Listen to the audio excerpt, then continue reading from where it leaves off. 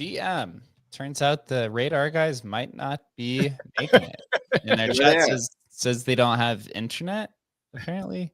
But that was early. I mean, that was a long time ago this morning. 4 or 5 hours ago. I figured they were just had bad. I thought they might have the wrong time because I then sent them the link, but they didn't respond since then. I mean, who knows? Maybe they got messed up with the time zones. You know the way it is. Who knows? Well, we can convert this to the Hustle Show. Yeah, we're back with the Hustle Show. I mean, we got all kinds of announcements. Is that a new PFP, Jake? It is a new PFP. Dude. Adam is holding out on us. I didn't know. I don't know. Dude, we could just modify it a little bit. We'll just put a little blue ring on it. Maybe. No, you saw you didn't say. Oh, I posted it, man. I did get one. I was like, I don't know. People were laughing at it. I was like, I don't know. They were laughing at it. I'm looking for it right now. I don't see it. Oh, it's in the Discord. I'll show you. I'll find it in the Discord. All right. They were laughing at it. What's funny is mine was from Batoshi. It was a custom one. Yeah, you got custom crafted. Yeah. I put it through the generator, and it gave me the same one. It actually didn't change. Oh, really? Yeah, I sent it to Bunzi, and I was like, hey, it sent me the same one back. But wow, that's crazy. So I'm going to see if I can get a different modified one. But mine's not bad. I like it. It's fun. Just want to see what else it would come up with, Like Jake is, dude, he's flexing pretty hard on the timeline. It's looking good. Dude, we're getting a full-on army. So I haven't heard back from the radar guys, so maybe their internet is still down. but it's okay. We're gonna be Where they live having in Costa Rica. What is it? What's it? Exactly. hanging out with Adam. That's okay though, because we've got lots I like those guys. of It's sad things. that they're not here. They seem Yeah, like they were good guys, but I was excited to talk with them surprised. too. So we'll see. We'll give them a few more minutes before we do just move on to the hustle show. But we got a lot of announcements. We had the Got a keys lot of stuff going announcement on. that we could cover here shortly. The audit is supposed to be done here in the next few days. So almost party time. Almost party time. I'm looking at our auditor. I think like today, tomorrow, it's supposed to be done. So Solid. we'll post once it's done. We'll post the audit results publicly, so everyone can kind of look at them, and then it's off to the races. Well, we got to onboard all the teams, but I guess like so a lot of people ask like, how's the audit going, or what do you think the audit will look like? And the audit's like a pretty transparent process. It's not really like wait till the end and then you get like the results and maybe there's some critical bugs or critical vulnerabilities. It's just kind of like a work through process. So most of the time you're going to have a pretty good audit because you can kind of fix things as you go. yeah, that's what we've been doing. There's no critical vulnerabilities that I've seen. Honestly, the auditor has only responded since we started. Let's see, maybe like 5 or 6 times with things that needed some attention, but it's cool. Interesting. On the other side of this, we saw a Trust Me Bro migration, as we knew that was going to be coming. So the Freya team moved to Bonk at a much faster rate to do the USD1 pool. They dropped out of our migration because it didn't satisfy their timeline, which happens. They basically posted a link to send your Freya tokens to, and then they basically just market sold it and within their own wallet, and then went in. I don't know how the USD1 stuff is going. I need to look into that in Bonk. Did you guys look into that at all to see? I think it went live yesterday, the Bonk Launchpad. No idea how it's going, man. I think Tom posted a thread about it that I read Yeah. through for a moment, but that's it. That's as far as it went. I don't know if I'm big on like USDC pools for like projects. I feel like it takes the volatility out of it long term. It adds for me, it adds a complexity step if you're trading meme coins, right? I don't know. You got to transfer out of Sol. Yeah, I mean, it seems. I mean, there could be something there. Not to say stable coins, it doesn't move that way, but for right now, it seems like an additional step. By the way, I changed my PFP. Maybe it'll refresh here in a second. Maybe it's because everyone saw like how Trump did with the USDC pool, and everyone's like, I want that. But I just felt like, right, because if you're doing like your token denominated with a stable coin, the volatility is going to be much less on the way up and down. And I think that's what most people want. I guess if you want like a long-term project, maybe that makes a little bit more sense. But I don't know. We'll see. One of the things I did see from Tom, though, which makes sense, they're partnering. So you got this like trifecta partnership between Radium, Bonk, and World Liberty Fi. And it seems like it's under the premise of stablecoin expansion and how they are and how USD1 is going to expand their stablecoin is through kind of partnerships instead of just kind of the other way where it's like a top-down approach. They're taking like a bottom-up approach where they're taking their stablecoin, putting it into launch pads and into DeFi protocols and kind of starting on the ground roots and going up. I guess the question is it a good strategy, or is the better strategy the traditional stablecoin route where you kind of go the institutional kind of route where it's like you're printing and kind of issuing it through centralized exchanges? Man, I don't know. I guess this is like we're gonna find out, right? It's interesting. I mean, I don't know if it says something to that they didn't have the opportunity to do it the other way, but this is like the hard thing. It's like when we're talking about whatever Stripe, and they're gonna be able to use it for basically at the end where it connects to the user or the buyer, right? And an advantage that like Visa, MasterCard has, being able to be that like endpoint of sales. is a huge advantage, right? And man, none of us know, dude, how all this stuff's going to work together, how these stable coins are going to interop with each other. Like they don't really interop right now. I mean, it's just there's so much like playing field to be won or not won. Yeah, who knows, man? It's a wide open field. Who knows what's going to be the best way. Yeah, we shall see. Well, it doesn't seem like the team is coming, so we can start with the Wait, major let's announcement. get first comments. Chris, what do you think, bro? On what, radar? PFP, bro. Look at my P. There it is, bro. Oh, it didn't update. Wait, where's it at? Look in the spaces. It has updated. It didn't update on my space, but on the timeline, it definitely. Oh, that's kind of boss. I like that. I like that. Is that a mustache? It's kind of a funny mustache. But it still has the Atom vibe. I kind of like it. It's got the OCM vibe for sure. Yeah, it's the OCM with the hustle vibe. It's cool to see these things kind of take off like organically. You know what I mean? Like the PFP movement. I think Crypto Warriors down there. He kind of made his Well, we started with the hustle PFP. That was like pretty cool. Everyone really loved the vibe of it. Then Warrior made his own PFP from that kind of that stemmed from that, and then the rest of the community is just kind of picking it up one by one. And then we added the hustle PFP generator, and it's just cool to see these movements go from like 0 to 1 and just completely within the hands of the community. It's cool to see. Yeah, that's what you want, organic, right? Yes, sir. It's replaces the tokenized PFPs. Maybe that's what has to come next in the future. We are a very organic community. Everything is organic, authentic. Like communities say that everything. There's no paid marketing. It's all literally grassroots, and I think that's one of the hardest things to do as a team. But once you kind of get the flywheel running, funny flywheel, but it's really the most powerful way to market. The social flywheel. Well, like PFPs also add to speculation, right? Because people look at it and they're like, "What the fuck? What are all these blue rings doing?" Right. And then you see it's a community. It is somewhat cringe sometimes when there's a lot of people having the same one, but at the end of the day, curating communities cringe at times. Like no matter if you're in the real world, if you're a part of a football team, if you're part of an internet community. We need to get a blue ring on ISO down there. Just a blue ring on the camera. Yeah. The ISO. So yesterday we had a gigantic announcement that we had been considering for quite a while, actually. I mean, we've been talking about it for a few months, but really we're watching the market to let the market determine what the right outcome is. And so we announced yesterday that we are going to discontinue the Keys campaign and move forward with Agent Hustle. There's tons of reasons why we made this decision. I guess the initial explanation should just be like, what the fuck was Keys? Like, what is this whole thing? And then we could kind of go from there.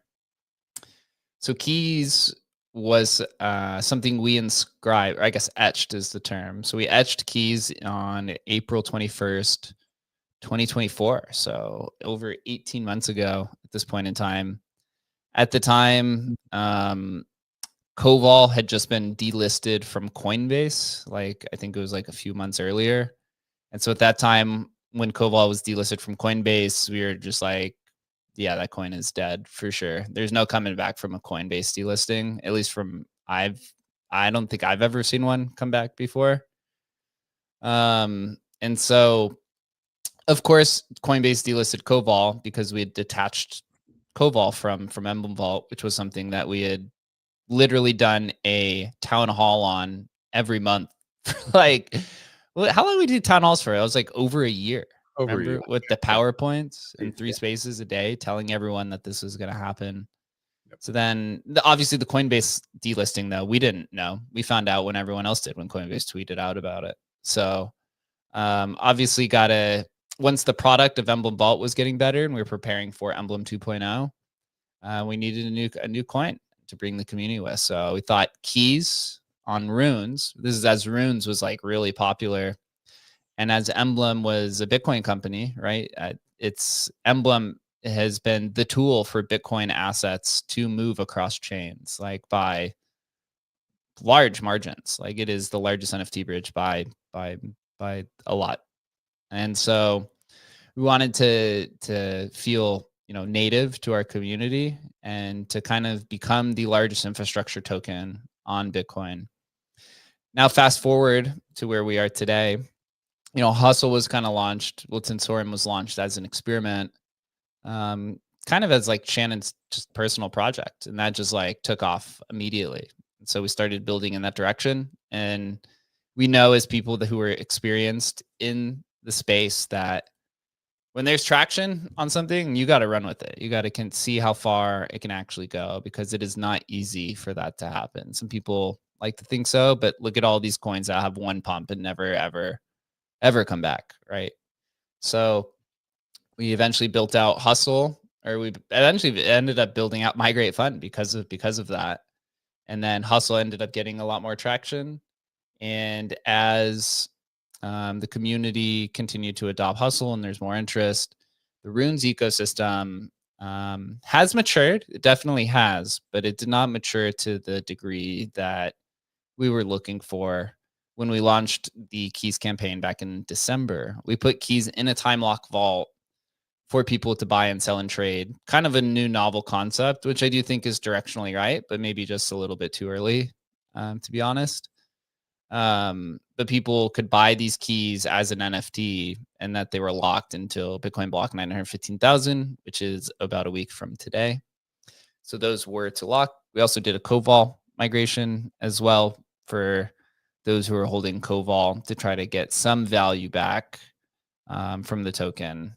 Obviously, it's not going to be one-to-one redemption. That's generally with migrations, they generally are not the case, right? Generally, migrations, from what I've come to learn, is like usually the token's in a very bad situation and the team is starting a new project, and it's like we need to bring people over from the old project to the new project so that we can breathe some life back into this thing. And migrations are just, there's been hundreds of these across the decades, or I guess a decade and a half of crypto.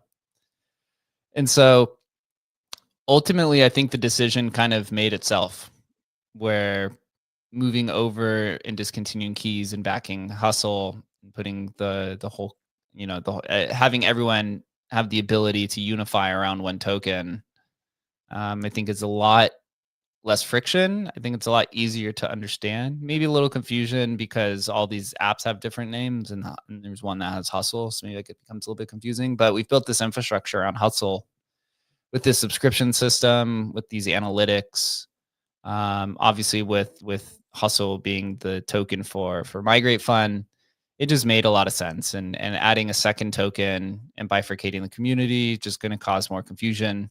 Anytime Keys got brought up in the Hustle chat, people would just fucking lose their minds about it. And then it just brings on the Koval holders who talk about the past of Koval, and it just like becomes this never-ending cascade. So unifying everyone around one token is the best move possible. We now have to go through kind of the refund and redemptions for the Keys process. Like, we had this all ready to go, dude. We talked to exchanges, we talked to decentralized exchanges, centralized exchanges. We made logos for Keys. Like, we're pretty much ready to go. But so now we got to reverse course on the entire thing. And there's kind of three components to it, I should say, so that we could bring all of our past token communities together. We actually already reached out to all of the Founder Vault holders. So Founder Vault is a collection on OpenSea. If you just type in Founder Vaults on OpenSea, you'll see the collection. Founder Vaults were sold. I think we sold a little over 30% of them through a variety of means. We did go through Echo, which we'd talked about, CryptoPathic, the OG. We did a Keys round in his Feisty Doge collective group, but we had already talked with them about refunding.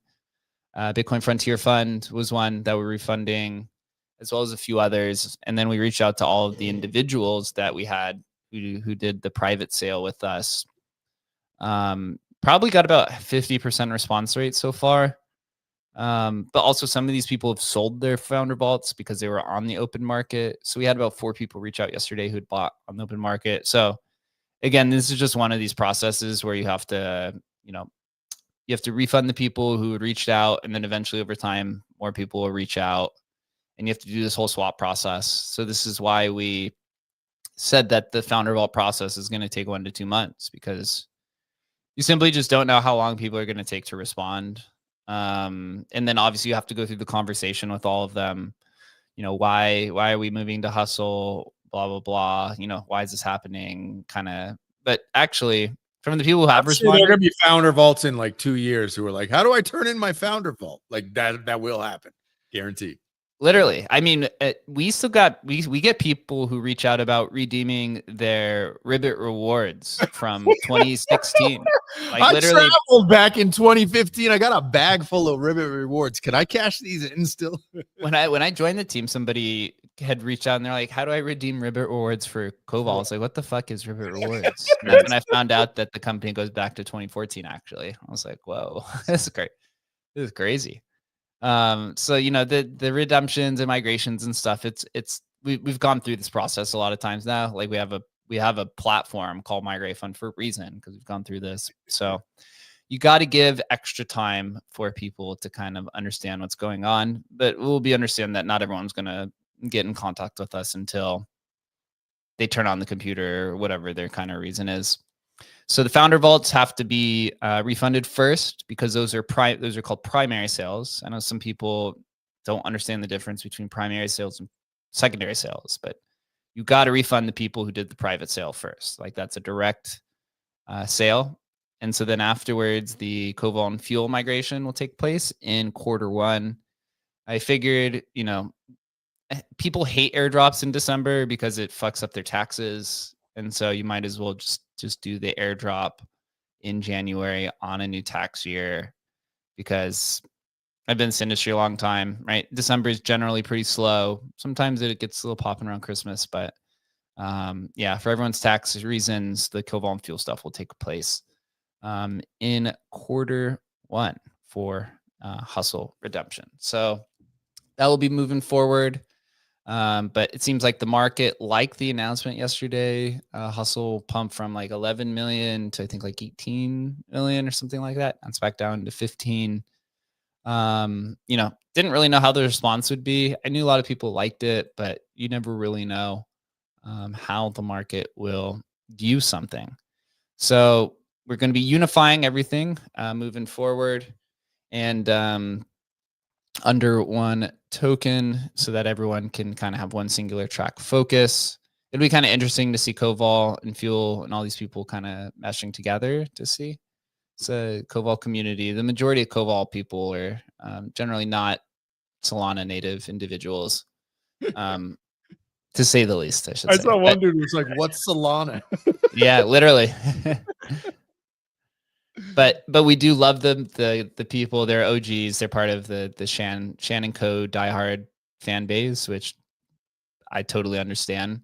We all on are, that. of course. We all are. We're all just we're all just living in kind of Shannon's world 100%. at this point. But I have to say, all the people who did respond did not get one single person say this was the wrong decision. Every single person unanimously across the board of founder vaults were like, this is definitely the right decision. I think the only question generally is how much money am I going to make or make back or whatever the question is, right? This is always the case, right? It's the never ending thing with Koval is like, we deserve $10 million. Somebody said in the Koval, we deserve 15% of the hustle supply. I was like, well, you would literally take our entire treasury and then we'd be back to square one. You're like, perfect. That's great. Do that. Totally what I want to do. So Koval and Fuel, there'll be some sort of USD value that we'll assign, and that will be the airdrop. We've got numbers in mind, but obviously got to let the market kind of play itself out here. And then we'll move on. Everyone will be kind of a giant happy family. So with the Koval time locks, so this was kind of like a gamification aspect where to get people to lock their Koval, we actually made that NFT a discount for Emblem Vault. So if you locked your Koval in a Koval time lock vault and minted it, then that NFT itself held the Koval in it where the keys would have been airdropped, which is now where the hustle will be airdropped. But it also represents a 60% discount on vault minting fees. So once the Koval migration happens, we're going to have to replace that discount system in some way. And so I think we're going to use the Hustle subscription service for the Emblem premium Is that features breaking and news? Is that breaking news? breaking news. Well, it's in Little the breaking news. article, but most people never read it. Of course, yeah. Most people- Good. Yeah, good. So we're looking into it. There are some complexities with like Emblem being on ETH minting, right? And then the Hustle subscription being on Solana.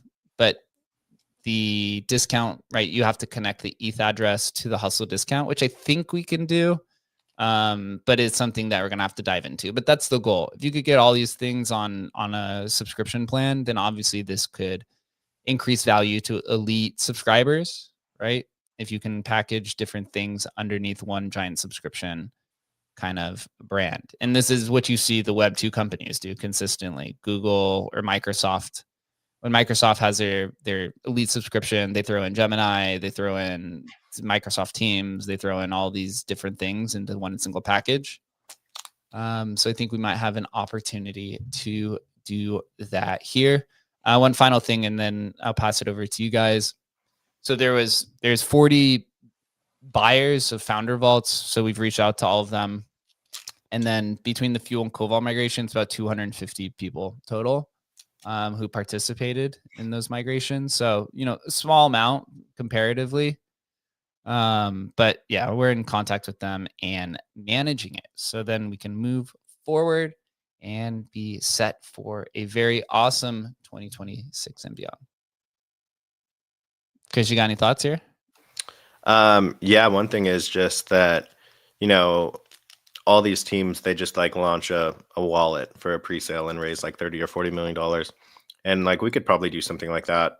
But we're really methodical about just like building these products out with the community. And honestly, a lot of them are early, like cross-chain solutions are early because most people aren't even on a single chain yet, let alone moving assets across different blockchains. Most people have never interacted with crypto AI before. So like a lot of these products are early, but by the time that people catch on, they're going to be really, really big.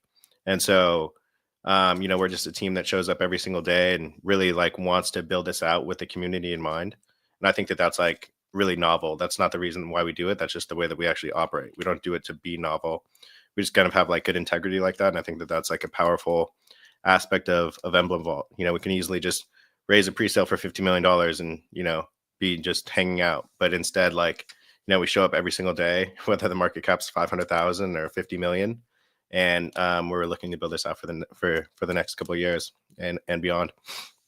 Sorry, bear with me. I'm a bit sick. But on top of that, we put a lot of work into keys, and we were willing to kind of help develop that ecosystem as, the home for Emblem Vault. But with another token, we don't have the capacity to work on developing that ecosystem while working on developing the Hustle token as well. So we had to make the conscious decision, since the ecosystem isn't where the Bitcoin Ruins ecosystem isn't where we planned for it to be, that we only have the capacity to only focus on Hustle. And we'd rather have the whole team really congregate all of our energy towards pushing Hustle forward. So I think that that's a pretty big win for the Hustle community. And, just to have all these products unified under one token at like $17 million is pretty insane. If you want Emblem Vault exposure, if you want exposure to us and the things that we're building, there's only one avenue to go, and that's the Hustle token. So I think that's a huge win. Yeah, I couldn't have said it any better ourselves. It's, we're putting all of our forces in it. We now have a team of 9. We've got 5 devs, 4 non-devs, and our new developer is crushing it. And Hustle's getting a lot of attention as we go and talk to these different blockchain foundations. Adam, what have we talked with? Like 7 or 8, 10? I don't even know. The big ones. A lot of big ones. It's in some ways, I think like we're really early to the DeFi AI, space. We definitely are early. And in that way, we really do have, it's amazing the opportunity. Because we know, if we have Hustle on 3 or 4 big chains in the next 3 months, and something actually happens on, I don't know, just I'm naming names, not saying we've talked to them, but happens on AVAX, and AVAX has this new great thing, and we give the way that people can get on AVAX fast. and our people are on AVAX first. It's just there's just a lot of opportunity here, and yeah, couldn't be more bullish on it, man. You just got to keep building. I mean, we're here builder, like we're building when Hustle the token or Tensor was at 600K. We're still building, so this is real building too. This isn't like freaking making PFPs. This is actually building underlying technology that's going to fuel the cross chain revolution, and so I'm bullish on us, man. At the end of the day, we've done actually the amazing thing is that we have basically 2 products on the market that people want. And that's actually the hardest thing to do in crypto. So yeah, couldn't be more bullish about that. And obviously the next couple of weeks with Migrate Fund is going to be huge for us. Yep, absolutely huge. Before I go into some Migrate Fund stuff, it's kind of funny talking to these blockchain foundations. I think there's like 2 or 3 that have any sort of AI strategy at all. A lot of them are just super focused on stable coins, it seems. So that's like how early. And dude, like the difference between some, it's like, this is the most important thing in the world today happening in crypto. We're leaning all in. And the others are like, we have no strategy at all, not really ignoring it completely. And it's like, wow, it's such a difference. It was kind of like that with it was kind of like that with stable coins though. Like that was clearly the killer use case of blockchain tech for the past like 4 years. It was very obvious, but no one leaned into it. And then they lean into it by the time that it's too late. They should be focusing on what's up and coming, and they're going to be late again. So even at like the frontier of new technology, they're way behind. I mean, there's never been like an intersection of technology like AI and crypto before. That's like the biggest opportunity in the world. And I mean, like we say all the time, Adam says it, like this is the worst that the technology will ever be.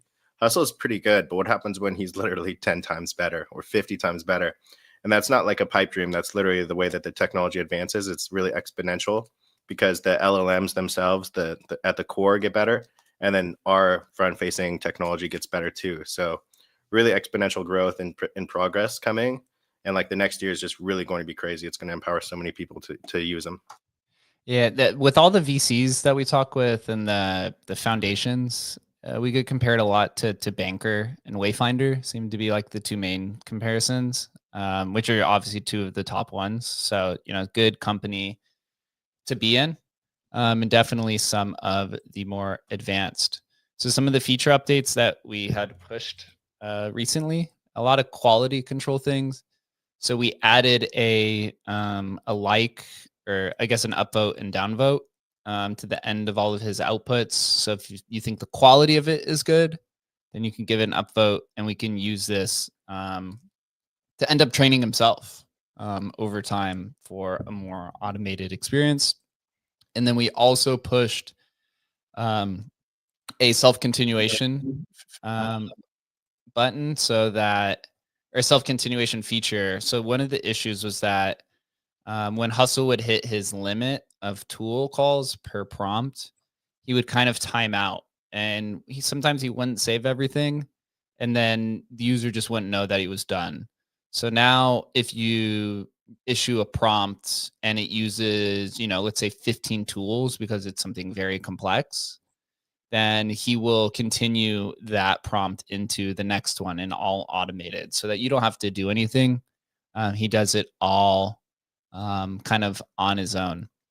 And coinciding that, we're also working on some other kind of advanced tooling, to say the least. So I posted this yesterday that we're looking into a auto tool selector. So one of the issues that we've learned is that when you launch the toolbox, there's like 150 different tools to choose from. And some of the advanced traders are pretty good at understanding, which ones to use, or it actually even seems like some of the people who don't trade, but just use them for analysis, are really good at, using the right toolboxes for the right things. But for the average person, right, and this is kind of like who we're targeting, they have no idea how to use any of this stuff. So we've actually developed an in-house automated tool selector. So you won't ever have to decide on what tool to use. He will choose the tools for you based off of the prompt that you had given him. So in this example of the tweet, I said, find two trending tokens from each of the 3 major launch pads, Pump Fund, Launchpad, or Launch Labs, and Meteor DVC. The tokens need to have launched in the past 48 hours, no dips larger than 80%, and is less than $1 million market cap.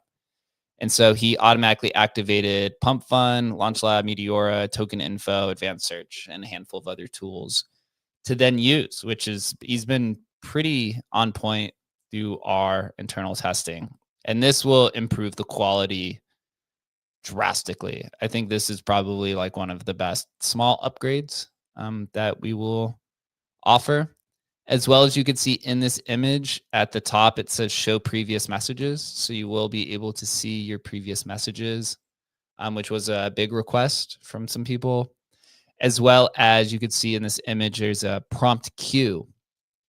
And I haven't seen this on any AI terminal, but you can essentially stack prompts, right? So for an example, and you'll see when this is live for some examples, you could say something like, find top 10 trending tokens, blah, blah, blah, blah, and hit enter. And then the next prompt, you could say out of those top tokens, set conditional orders for blah, blah, blah, blah, and then hit the queue. And then under that, you can say, well, once the conditional order is set, review my position to ensure that, hits XYZ criteria.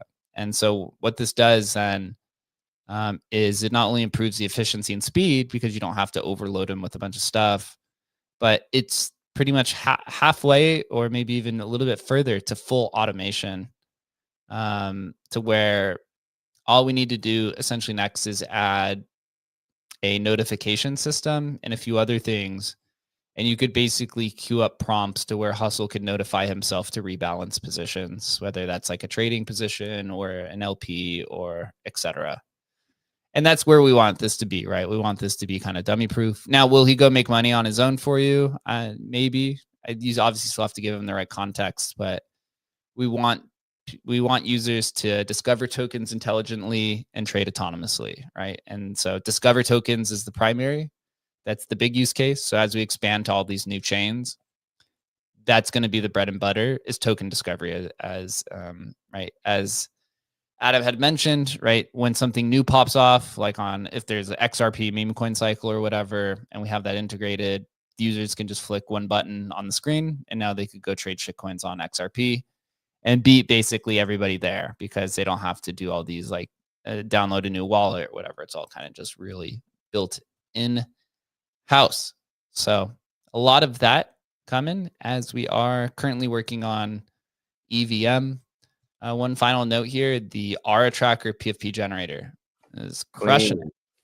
If you go into Twitter and you just type in, I just generated my Agent Hustle PFP and you hit enter, you can see all of the people who are generating these. And there's at least a sick one right there at the top. Whoa. Yeah, I've never seen these before. They look clean. Bit Savage. That's a guy from the Ordinals community. Mm-hmm. Yeah, so you see a lot of these. Some people just post them. So we got Fonk, so DK1LB. He's got a good rank. He actually put it as his PFP. And some of these guys are from the Alkanes community. That's the other project that is used for these. But this came out really well. Bunzi did a really, really good job. And now we finally got Adam over as well. You made it. You made it, boys. Adam, you want to dive into Migrate Fun? Give maybe a little bit of info and, what are people going to expect here over the next few weeks? Yeah, well, we have next week is going to be crazy for us in the team. Just onboarding all the teams. I think next Monday we maybe have 10 or more calls. That's just kind of the first wave. Basically, what we're doing for any team out there that's listening, if you haven't yet, you got to sign up for an onboarding call with us. Basically, we're going to be on with every single team, walking them through the platform, making sure they set up their own migration correctly.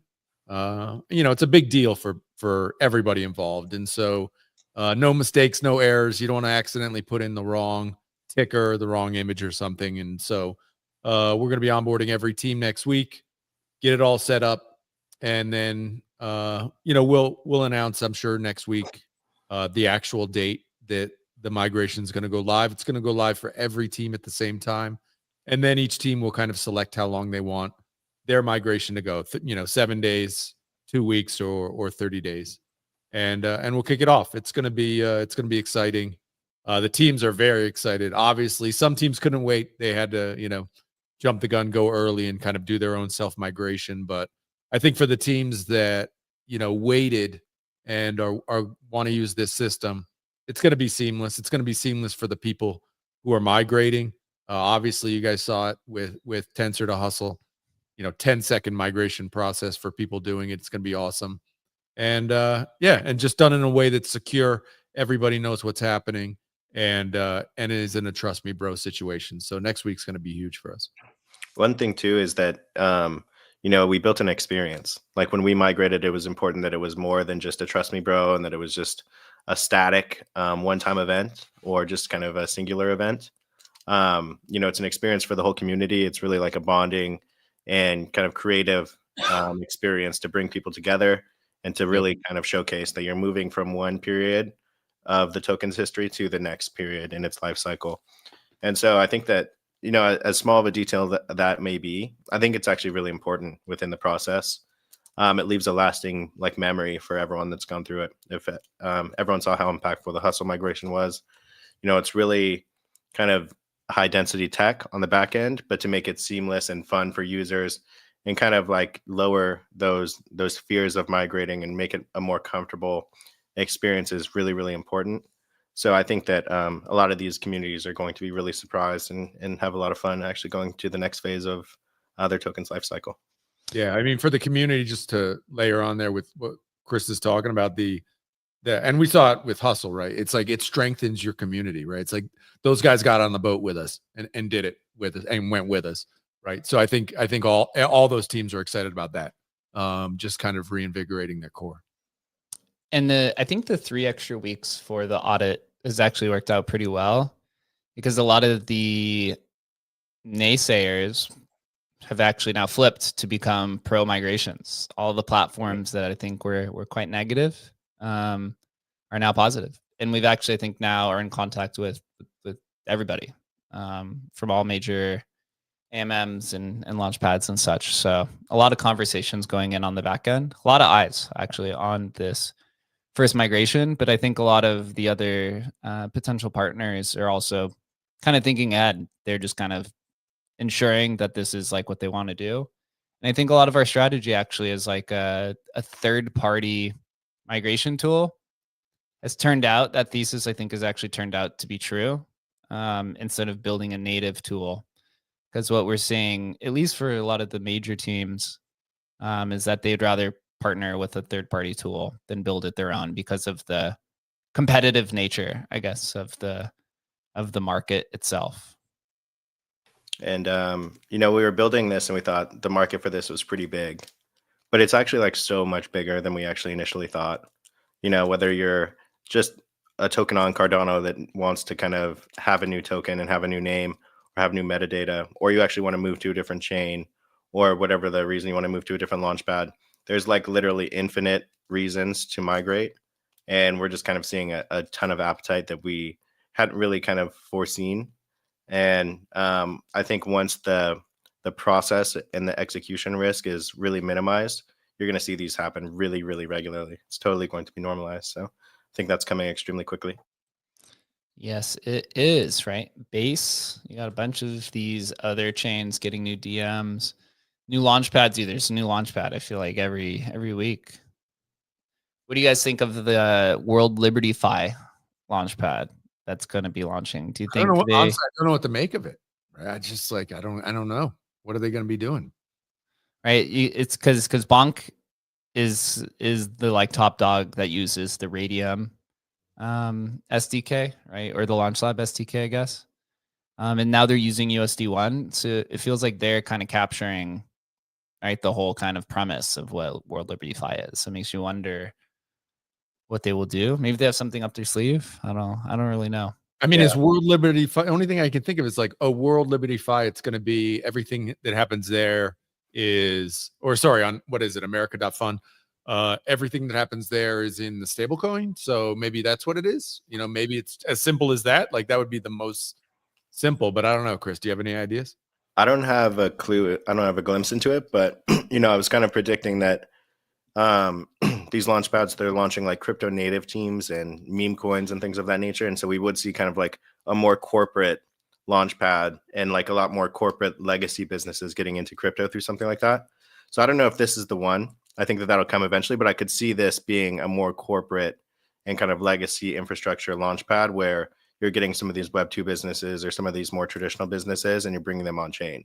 I'm not sure if this is the one, but I could totally see that. Could be fully curated teams. Yeah, who knows, man. Maybe. And then we're going to see those businesses migrating as well. Like I said, launch pads are great for launching, but yeah, a lot of people are going to migrate. A lot of people. Yeah. So there's actually, I saw another launch pad called Soar. This is actually created by a team that was supposed to migrate with us, and then they ended up building their own launch pad.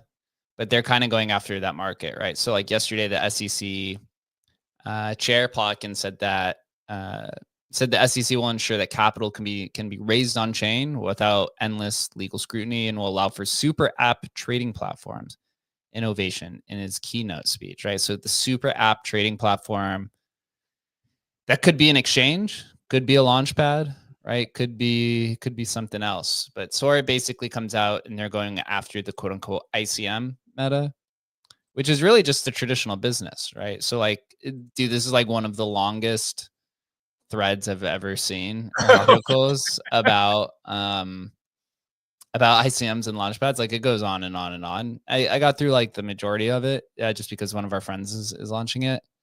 But their whole idea is like, we're going to create essentially like high FDV, low float tokens that come through the launchpad, but with that has lockups and right, all of the kind of traditional style things that come to like equity investing or public offerings and stuff like that. And they want to create that type of market for those like traditional businesses, like what Chris says. So maybe that's, I don't know if like the traditional businesses come in are going to be happy with being called ICM. They're just going to be like, yeah, we're a revenue generating business. What the fuck's this ICM stuff?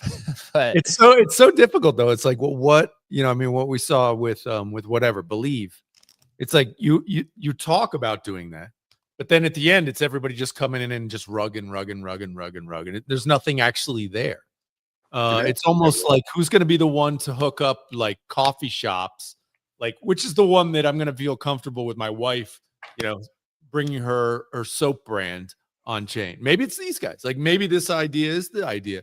It's like, but there has to be some like connection with, I think, if like getting the real world businesses in rather than just, crypto dreams, because crypto dreams already happening, right?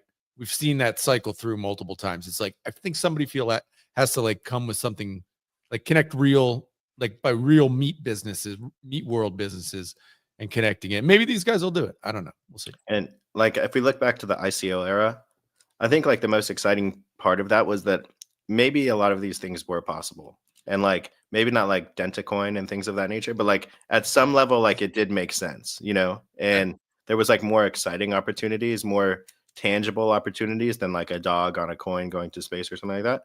And I think that, there's a big market for that. That's just like super underexplored. And I do think that like a lot of them were obviously rugs, but the most exciting point of that era was that a lot of these were like possible if you thought about them. And I think that maybe we're just going to run it back again. I don't know, but I think that was an exciting time. And so I do foresee that coming back at some point where there is tangible dreaming opportunities like we used to have.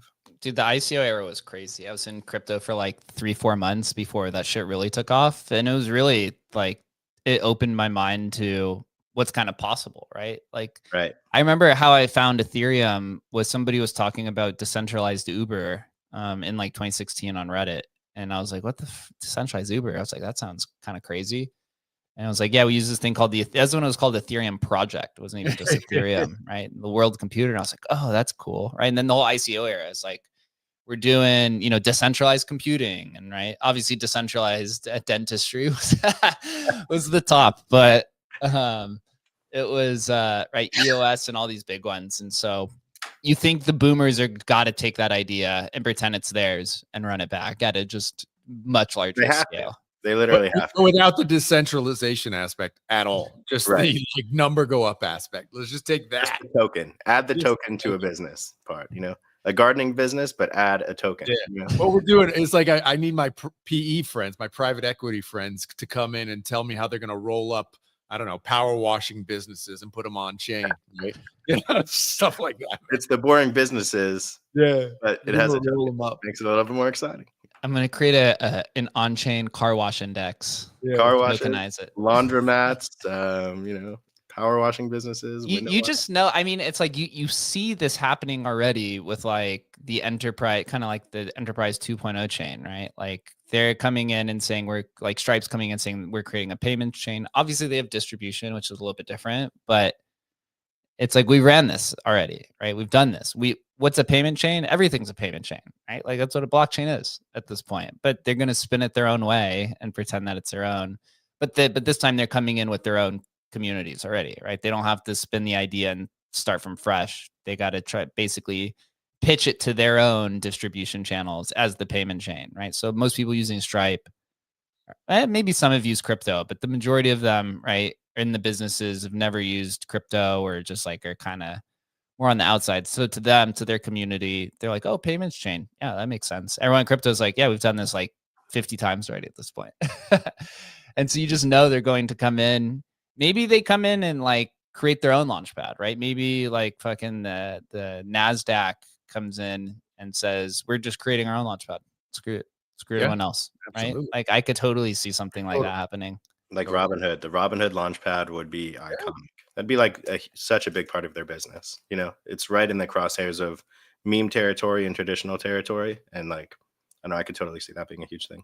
I mean, I think I tweeted the other day about, you know, like right now, real world assets, we're trying to like take real world assets and put them on chain in this like clunky way and use the third parties to kind of do them. But it's almost like when you create companies in the future, those shares or whatever, they'll just natively be born on blockchains, right? And so there's not going to be this like disconnect between real world assets and blockchains. They'll just merge at birth kind of thing. And I think there is opportunity there. Yeah, I mean, this is why it's going to be some crazy stuff happening because we just see it. We're running this, bro. We've been talking about it for what, 18 months. This is ICO season 2. Like it's happening. And it's just so like I was listening to a Tom Leap interview and he was talking about the reimagining of the whole financial system. And he'd said that there were 2 other times in modern society where the financial industry was reimagined. And that was in 1931 and 71. I think 1931 was like the New Deal or something around then. And then in 71 when they got off the gold standard. And he had said, and it was kind of interesting. He was like, well, in 1971, when they got off the gold standard, he's like, that was actually the birth of tradition or of this modern finance, because he said the finance world when it was on the gold standard, he said the finance world wasn't big because everything was pegged 1-to-1. He's like, there wasn't as many. it was real. It was real, right? There wasn't as many. There was no derivatives, or it was small. He was like, after that, you know, the financial industry exploded because you can now do all of these different things because it wasn't backed. And he said that he thinks with Ethereum, this is why he leads with Ethereum. Obviously, it's going to be on multiple chains, but he says the finance world's about to go through its third kind of reimagining through blockchains. And he said you're going to see just like an insane amount of experimentation and creativity over the next decade of people trying things. Most of them will not like work, right? But that's what it reminded me of your conversation of like when people will create a stock or whatever, it'll just be natively on a blockchain, right? We got to get to that point. There's got to be a fuck ton of experimentation for that to happen, but it just kind of opened my eyes because I hadn't thought about it. And I was like, yeah, that totally makes sense. So where the financial industry ends up 10 years from now, I think is actually like a big question of how much of a hybrid is it? Is it like mostly blockchain? Is it like mostly traditional finance with some blockchain underneath? Or is there like, what's kind of like the mix of it all? And right, when you could get that, that's probably like a multi-trillion-dollar opportunity. And that's why, you see some of these DATs opening up and stuff. You're thinking too small, dude. It's not trillions. What's after trillions? Gajillions? Quadrillions? It's quadrillions, man. It's literally everything. I saw a chart the other day. I think we talked about it already. Where there are now more ETFs than actual stocks. Right? It's That's crazy. What? It's crazy. It's like there's more derivative, the derivative of the derivative of the derivative. That's what humans do. We're gambling machines. And to think that the AIs and the robots aren't going to create infinite number of these things, man. But where's it going to run on a way that you trust? Like right now, today, you tell me, whatever, Robinhood launches their own, chain. We trust it. But will everybody trust those in the future? And which way is it going to go? Is it going to go decentralized or is it going to go private? We don't know. Like we think it's going to be decentralized because we're in crypto, but we don't know. It could go the other way. Yeah, I kind of am now under the opinion. I think L2s are just like decentralized app stores for enterprise businesses. Is kind of like when seeing Robinhood, kind of listening to Vlad talk about their L2.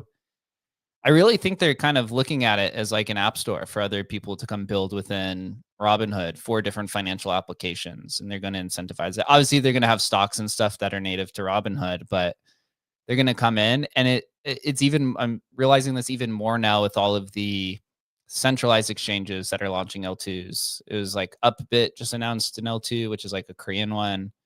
And there was another one that announced an L2 as well. So all these centralized exchanges are creating L2s because that's kind of like the app store to their exchange. And they're all offering, well, at least there's two right now, right? Binance and Coin and Base, where if you bridge your token over to whatever their partnered AMM is, then you get listed on Coinbase or Binance Alpha. And I think that's kind of the trend that's going to continue with all of these other exchanges. I don't think anyone's going to be paying these fees anymore here in the next few years. It's going to be, you got to bridge your liquidity over to our chain to then get listed. But then at that point, it's like, what's the point of a centralized exchange? Right? Yeah, exactly. And so, this is the whole reimagining is what's the happy medium there, right? And I think these exchanges, like Base is done pretty well, like to get interest in bridging your token over to then get listed on Coinbase. It's still kind of in this like early trial with Aerodrome, but Binance is now starting to do that with their alpha, Binance Alpha listing. And it's going to be completely reimagining. But if one thing's for certain to me is that crypto culture has got like such a dominant stranglehold on everything. Like it's like we're definitely the deciders of what happens here, and everyone else is kind of really playing catch up. Yeah, I mean, we're like the most internet native. Many will have like some of the most money, some of the most kind of influence and power.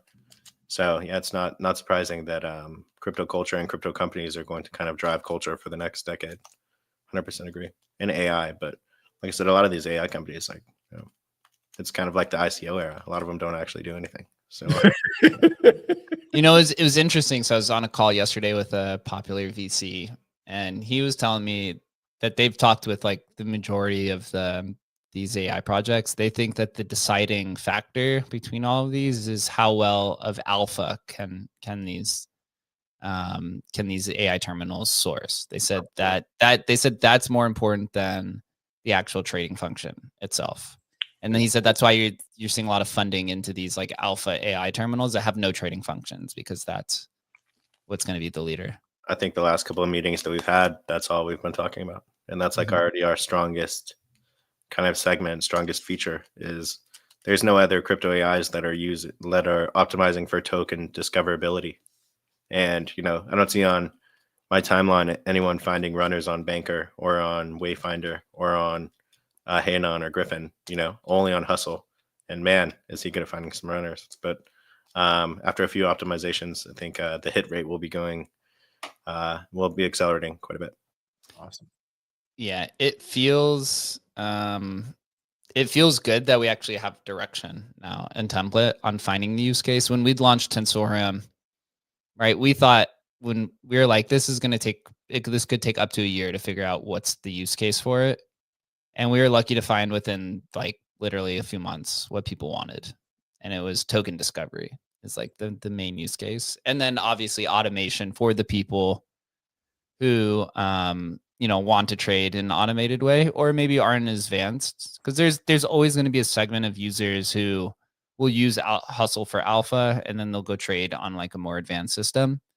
And obviously we want to get to that degree, but for the most people who are trading on the platform, they're not the advanced trader who wants to trade on Axiom or wants to trade on Photon or wants to compete against all of these copy traders and stuff. They're kind of just in their own world and they're on their own time frame. And that's the majority of people. It's great.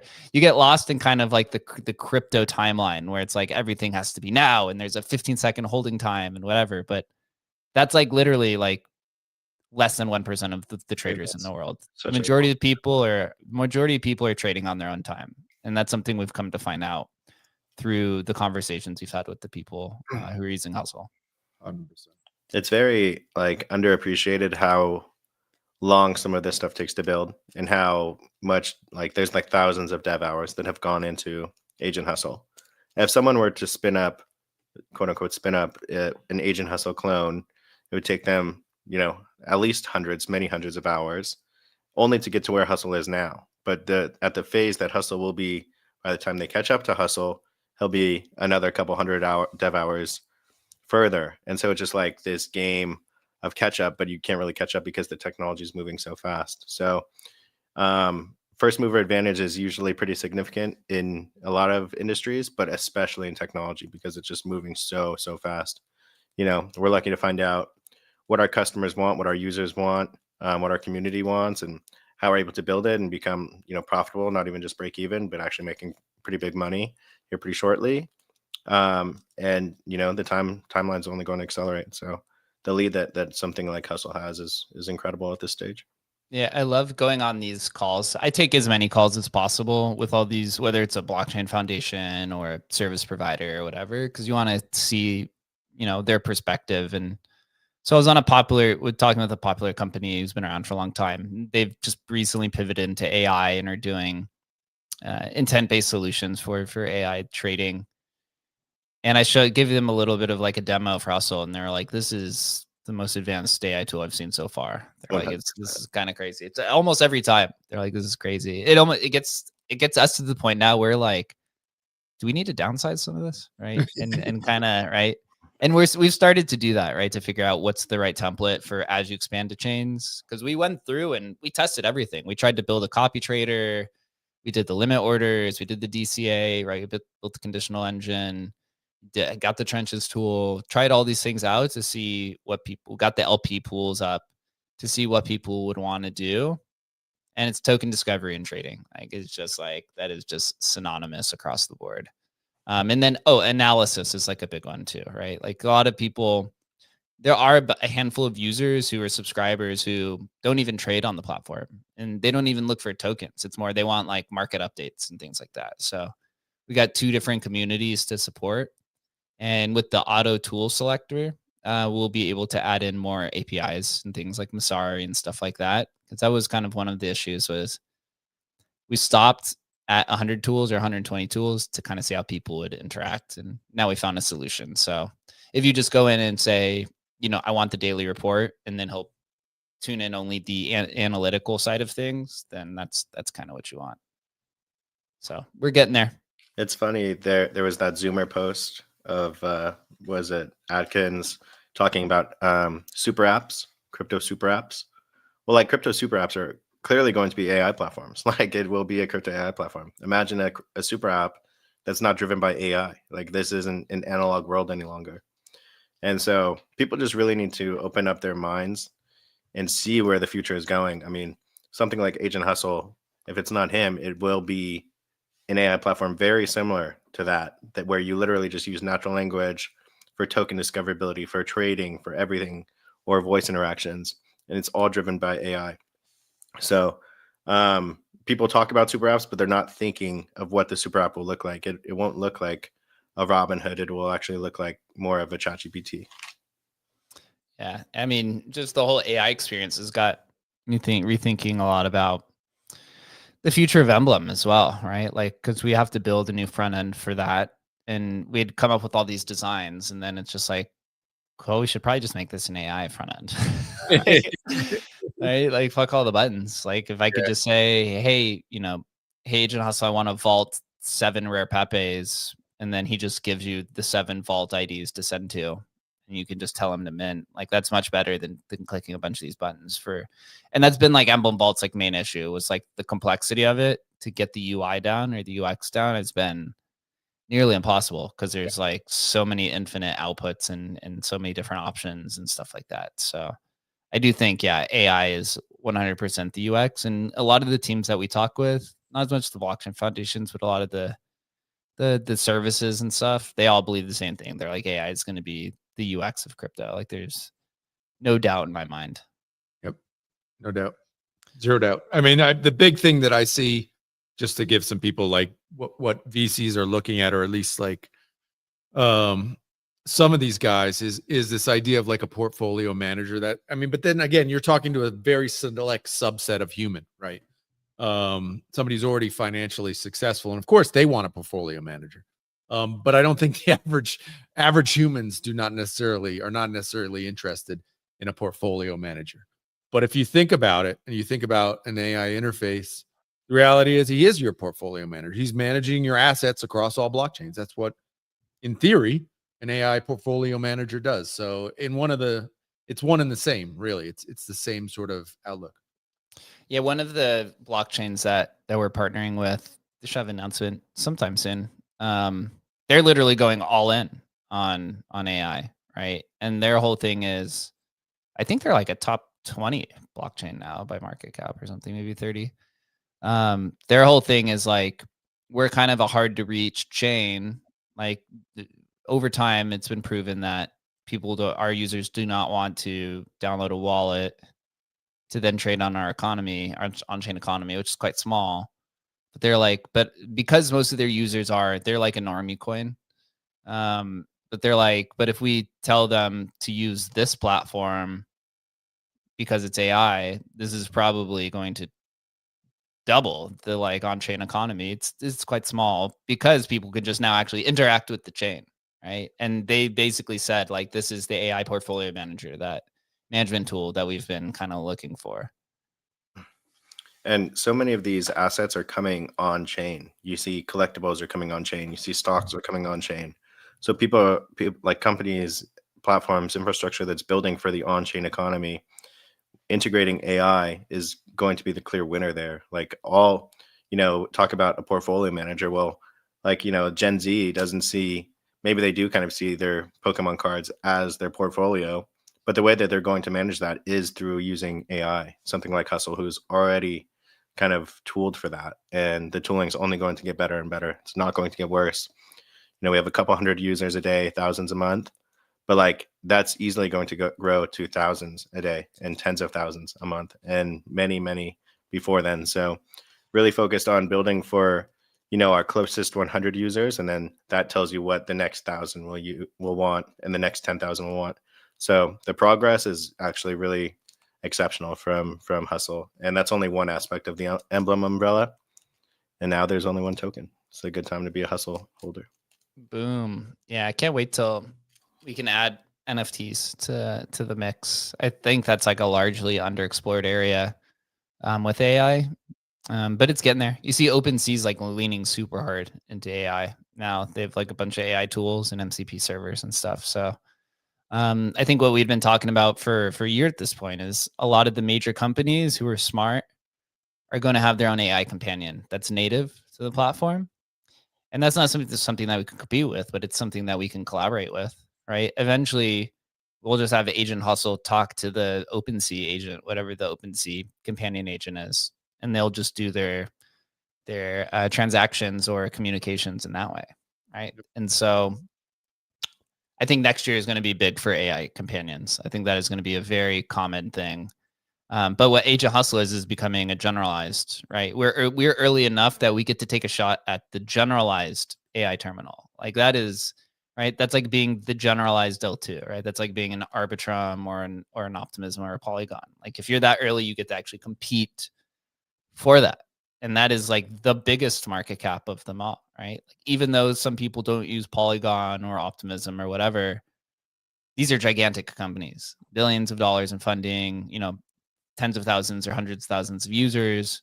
Now they have companies building on top of them, like what Robinhood's doing and stuff like that. So, and then we're building the B2B tooling so that eventually, right, you're going to have all these AI companions, and we're going to go through this era where all these different protocols are going to have their own AI companion, and then they're just going to realize it's too difficult to maintain, it's too expensive, or whatever the XYZ criteria is. And then they're going to look for, all these smaller teams are going to look for a solution to have their own AI companion. And they're just going to come to us because we're going to say, hey, look, here, one API endpoint, you get everything on the website, and you can actually brand it however you want. And that's where like the real takeoff happens. That could be 6 months from now. It could be 6 years from now. Who really knows? But it's coming. Like, there's no doubt that is going to be the future of this. And so couldn't be more excited about it. The unification of Hustle will go down as history as a good decision for us that unified the community so that we can all rally around the right things. And Hustle, just like anyone that uses the platform is impressed. And, he may not be perfect, he may not be completely where he needs to be, but really just sit down and think of where that platform will be with a couple of thousand more dev hours. I mean, it's like next level thing, it's next level. And that's where it's going. So, nothing stops this train. He's got such a head start. He's literally so performant. A couple of thousand more dev hours, that platform is going to be exceptional. It actually has the opportunity to kind of change the world, which is like a big statement, but I mean, it's really, really powerful, and it's only going to get exponentially more powerful. And so, being in crypto, you get to be at the forefront of technology, and it's the most exciting thing in the world. That's what we're all here for, is to be part of like the next phase of technology. Hallelujah, man! Let's go. Exciting times to be alive. We'll wrap it up here next week. And next few weeks is going to be pretty much full migration stuff. Onboarding the teams next week. We've scheduled, I think, the majority of the calls. I think, let me look at my chart real quick and see how many teams we have confirmed for this. I'll put a chart out next week too. So we got 17 teams confirmed. We had a few drop out last second. Looks like there's 2 calls that still need to be scheduled. So it'll be between 15 to 17 teams. There's already platforms that we're talking with. We're already lining up more teams. So I don't think this train stops anytime soon, unless there's like some sort of catastrophic event, God willing. Right. But this is why we've been testing. I've been testing it out religiously. So it's going to be exciting. Lots of migration spaces moving forward, lots of conversations, and the Agent Hustle devs continue the rollout. I see them working on ERC transfers right now, ERC20 transfers. So let's go. Let's go. It's going to be a fun week. Everyone have a fun and safe weekend. We'll be back here next Tuesday at 10 a.m. Pacific time. Until then, make sure you're following Agent Hustle. As I know most of you are. Turn on that Agent Hustle PFP. Join the community. Hustle mode on. And we'll see you guys next week. Later, guys. Later. Take care.